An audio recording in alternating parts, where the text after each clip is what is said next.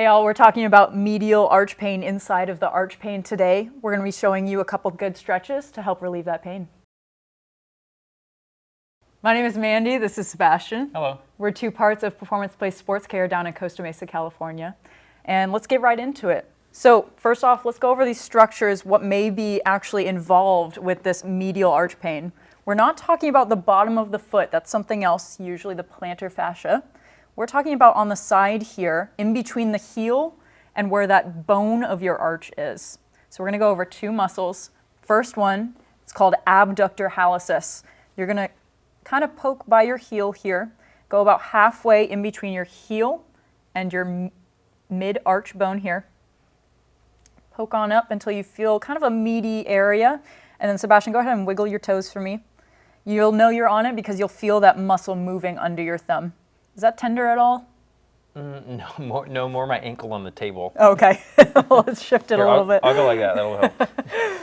So in some of you, this might be pretty tender if we dig in there. And then the other muscle we're gonna look at is a little bit higher up. So this is abductor hallucis, and then we're gonna go for flexor hallucis brevis. This is involved with big toe flexion.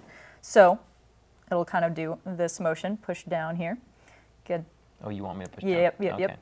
So this muscle is going to run from the bottom of your toe here up through and behind your ankle. So how we find it is find that middle arch bone here. Walk your fingers about half an inch down and up, and you'll feel something that feels a little bit squishy and a little bit more like a rope. And Seb, go ahead and flex your toes down and up. You'll know if you're on it because it'll be wiggling right under you like that. From here, you can actually do this yourself. So Seb, go ahead and replace your finger right there. Mm-hmm. You're gonna dig into this. This is kind of a stretch you can do. Take your other hand, and we're doing it passive first. So we're just gonna bend these toes back. Might be a little bit tender, and that's okay. And kind of pump it out like this at this rate. How's that feeling so far? It feels good. Good. Feels like I'm getting the right spot. Yeah, this is a pretty specific one. So if you feel that that spot doesn't feel tender or stretching at all, go ahead and move your thumb a little bit up or a little bit down. It just depends on your anatomy. Good. And then we'll do the same thing. We'll go down to this muscle abductor hallucis down here. That's that meaty muscle halfway in between your arch and your heel. And we're going to do that same thing. So find that point, tack it down, and then same thing, toes up, down. Yeah, that feels good. So either you can start by pulling your foot with your hand, or if that doesn't feel deep enough, you can actually flex your foot and your toes actively. Yep, so that's the passive version. Ooh, that really hurts. I would pay myself money for this. Oh, good. Yeah, this can feel really good, especially for people who are high activity, doing a lot of sports, either before or after your activity, especially after for people who are in stiff shoes, cleats, point shoes, things like that.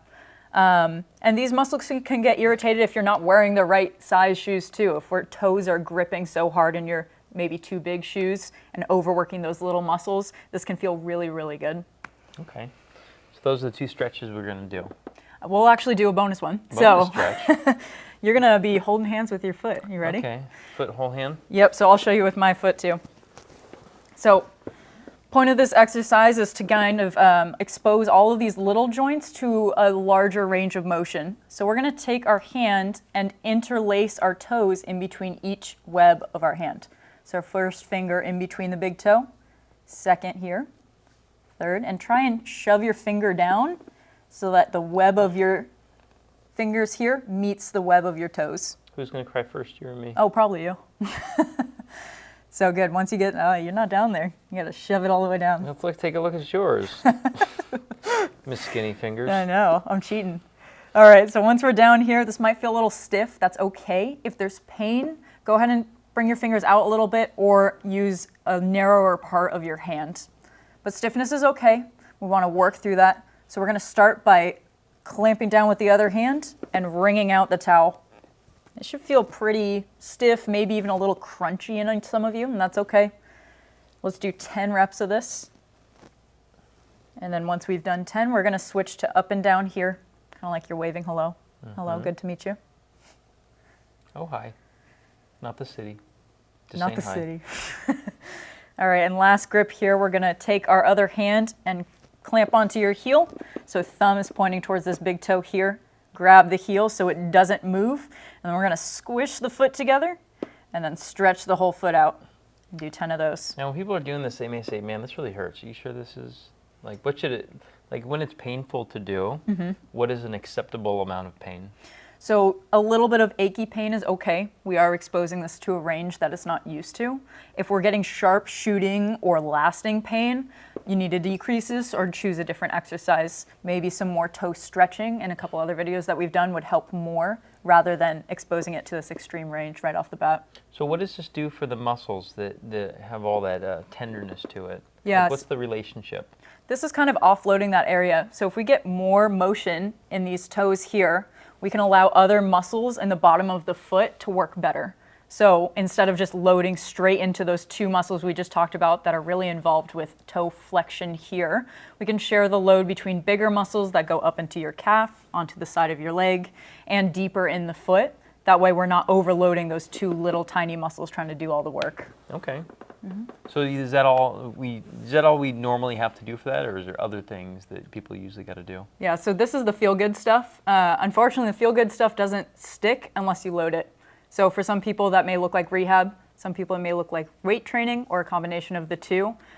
This is a good Band-Aid fix for some people, but it's not a fix. It's a Band-Aid. And for something that's hurting, we don't use a Band-Aid all the time. We need actual healing. Yeah, I know that a lot of people I've met, they use like scrunchy towels, they do like that, and they do the peanut butter smears and Yeah. stuff like that. How do you feel about those? Is that toe loading? It is toe loading, but for most people, like say you're a runner, I'm a runner, and we're doing toe loading, you think about how much load you're actually putting through your foot every single step. Somebody said it's something like 6 times your body weight. That a little towel scrunch isn't going to stimulate that same amount of load. So you need something that's challenging for the level activity that you're used to. So it's kind of like some people may use the towel scrunches in some scenarios, but you can't just jump from towel scrunch to running if you haven't run in a while. Right. And for a lot of people, they'll be on towel scrunches and they'll feel a little bit better when they initially start it. And then they'll keep doing it for like 6 months and they don't feel any better. They plateau because they're not actually increasing the load back into running. Okay, I like that. Yeah. So if you guys are curious about how to increase that load and get more of a save button on these feel-good techniques, go ahead and reach out to us. We have a couple of resources down in the description below and maybe something popping up on the screen here. Can't remember the other things to say. So if you guys, do you talk about virtually? Nope.